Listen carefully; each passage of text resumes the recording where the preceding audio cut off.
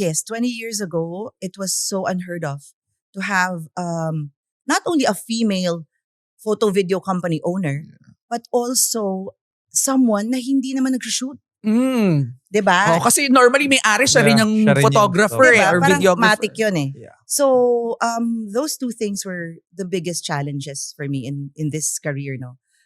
Paano ba makaka-penetrate ang isang babae sa male-dominated industry? And I was so young. I was only 22, 23 that time. Pangalawa, napakahirap din kasi nga, mahirap i-educate na, photo video company ka, pero hindi ka shooter? And I never really parang advertised myself as one. Never ko sinabi na photographer po ako, videographer ako. I was really dead set to say that I was a studio owner. And why is that?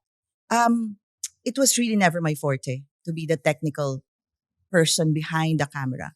So I thought of it na parang maging challenge is, ang forte ko, management of people, Marketing, harap. branding. Harap. So ginawa natin yun na tool para mabago yung landscape. And I feel like nagkaroon ng changes sa industry kasi ngayon hindi na siya unheard of.